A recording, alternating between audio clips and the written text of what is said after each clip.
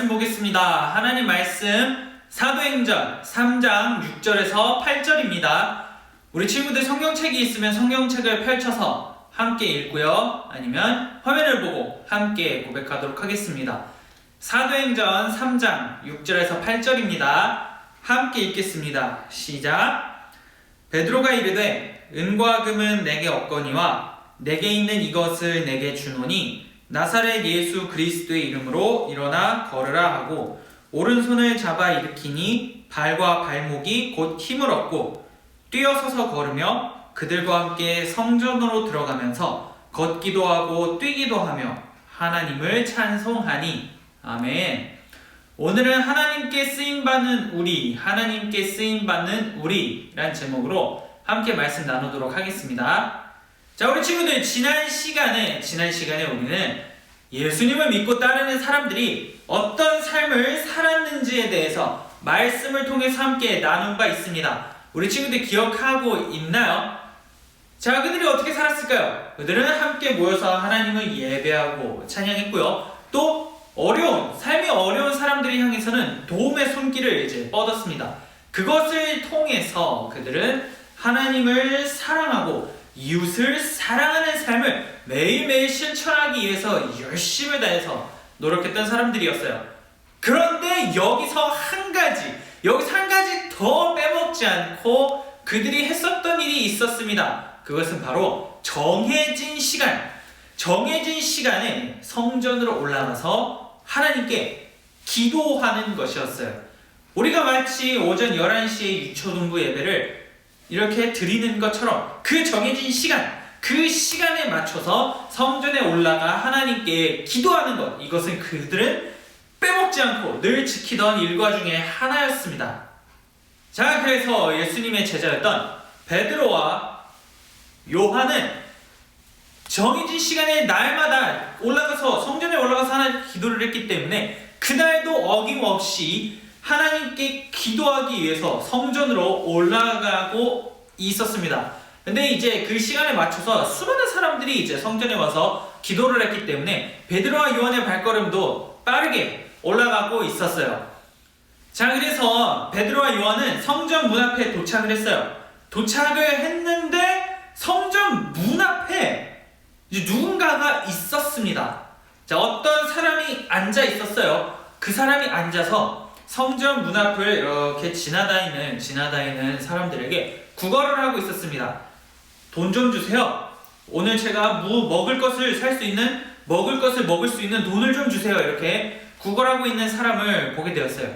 자, 이 사람은 왜 여기에서 구걸을 하고 있었을까요? 자, 그는 태어났을 때부터 걸을 수가 없는 사람이었습니다. 자, 우리가 무언가를 하기 위해서 어떠한 일을 하거나 어딘가를 가기 위해서는 뭐가 가장 많이 필요해요? 여러 가지가 있겠지만 우리 친구들도 여러 가지를 생각했겠지만 가장 필요한 것 중에 하나가 바로 이 다리죠. 두 다리가 멀쩡하게 있어야만, 그리고 이 두 다리로 걸을 수가 있어야만 일을 나갈 때 걸어갈 수가 있고요. 무언가를 할 때 걸어갈 수가 있었어요. 하지만 오늘 이 말씀에 나온 베드로와 요한이 본 이 남성은 이 걷는 게 안 된 사람이었어요. 왜냐하면 태어났을 때부터 걷는 것을 모르는 사람이었기 때문에, 걷지 못했던 사람이었기 때문이었어요. 그러면 이 사람이 어떻게 성전 문 앞에 나와서 사람들께 구걸을 하고 있었을까요? 자, 그것은 그를 도와주는 사람들이 있었을 거예요. 그가 매일같이 그냥 집안에 누워있거나 이렇게만 하면서 오늘 내일 하니까 친구들일 수도 있죠. 성전 문 앞에다가 이제 이 사람을 갖다 놓으면, 이 사람을 여기다가 놔두면 성전을 지나다니는 수많은 사람들이 이 사람을 도와줄 것이다. 그러면 이 사람은 그 돈을 받고 하루하루 살아갈 수 있을 것이다 라고 하는 그러한 생각에 그를 아는 사람들이 매일같이 그를 성전 문 앞에다가 놔두는 그러한 일을 했습니다. 그렇기 때문에 그 남성, 걷지 못하는 남성은 성전 문 앞에 앉아서 성전을 지나다니는 사람들에게 한 푼만 주십시오 라고 얘기를 했던 것이고요. 그 상황 가운데에서 베드로와 요한이 그 남성을 보게 되었습니다. 자, 그렇게 해서 베드로와 요한에게도 이제 구걸을 했어요. 이 남성이 돈 좀 주세요. 라고 구걸을 했습니다. 자, 근데 이 베드로는 이 사람을 정말 돕고 싶었어요. 그런데 단순히 돈을 주게 된다면, 지금 이 구걸하는 사람에게 돈을 주게 된다면 오늘 하루는 행복할 수 있어요. 오늘 하루는 내가 먹을 것을 살 수 있는 돈을 구했다 라고 생각할 수 있지만, 다음날이 되면 어떨까요? 베드로가 준 돈을 다 쓰겠죠. 그러면 다시 똑같이 성전 문 앞에 나와서 사람들이 줄지 안 줄지도 모르는 그러한 불확실 속에 돈을 구걸하는 삶을 살았을 거예요.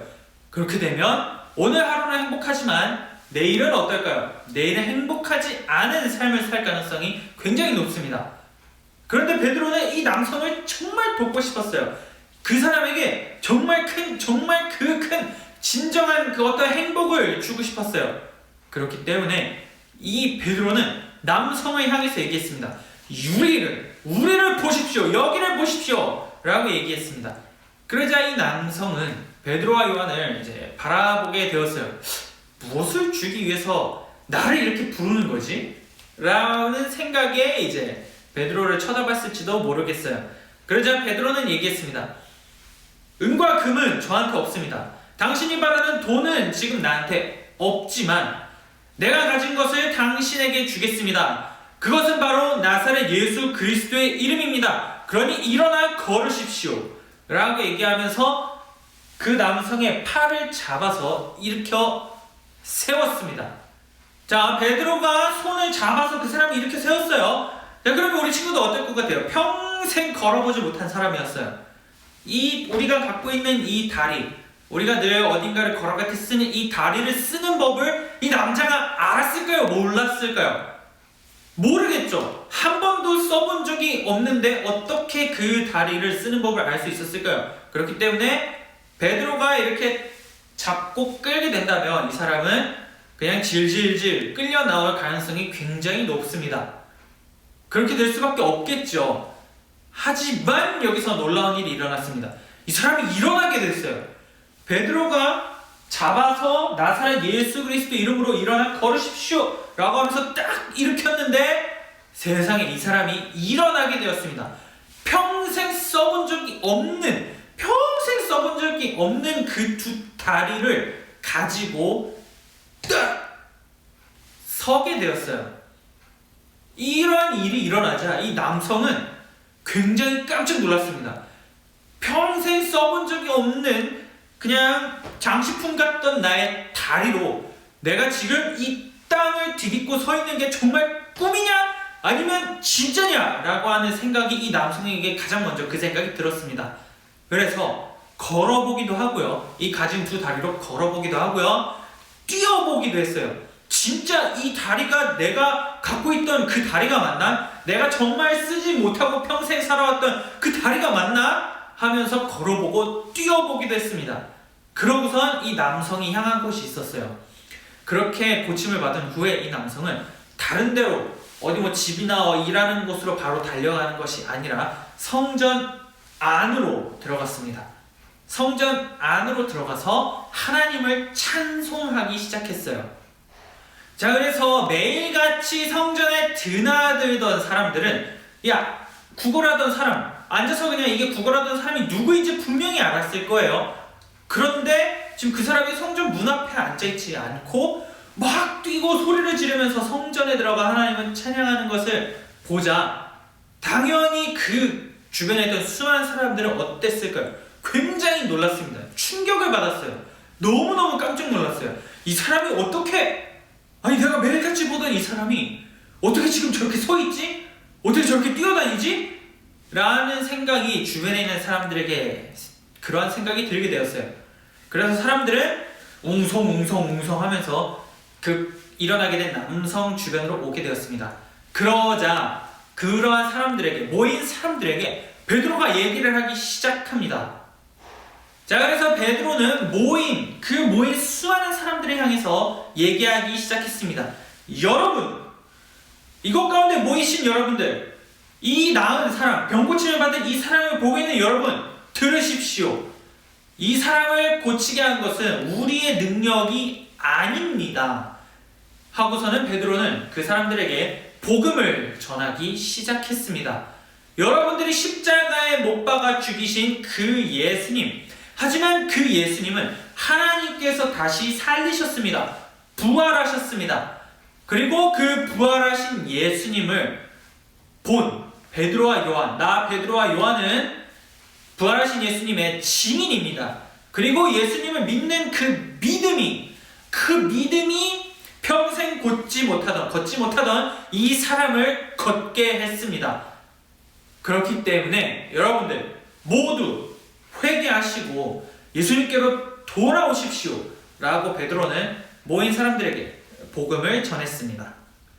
자, 그래서 걷지 못하는 사람이 걷게 된 것을 본 사람들, 베드로가 전한 그 설교, 그 복음을 들은 사람들은 회개하고 하나님께로 돌아오게 되었습니다.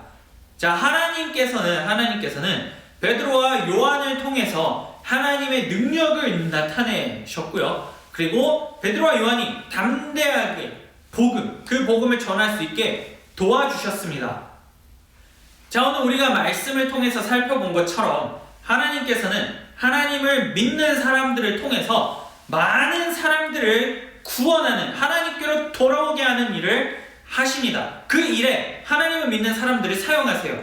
오늘 우리가 말씀을 통해서 보았죠. 베드로와 요한, 누굴까요? 예수님을 믿는 사람들이죠. 그 베드로와 요한을 통해서 하나님께서는 복음을 전하시게 했고요. 그 베드로와 요한이 전한 하나님의 도우심을 힘입어서 전한 그 복음을 듣고 수많은 사람들이 돌아오게 되었습니다. 그렇기 때문에 오늘 우리는 누구입니까? 오늘 우리들은 누구죠? 오늘 우리가 살고 있는 이 세상 속에서 하나님을 믿고 예수님을 믿는 사람들이에요. 그렇기 때문에 하나님께서는 오늘을 살아가는 우리들도 우리가 있는 수많은 다양한 그 환경 속에서 많은 사람들을 구원하시기를 원하십니다. 그리고 그 구원하는 일에 바로 우리들, 베드로와 요한처럼 그 상황 속에 있는 우리들을 사용하기를 원하세요.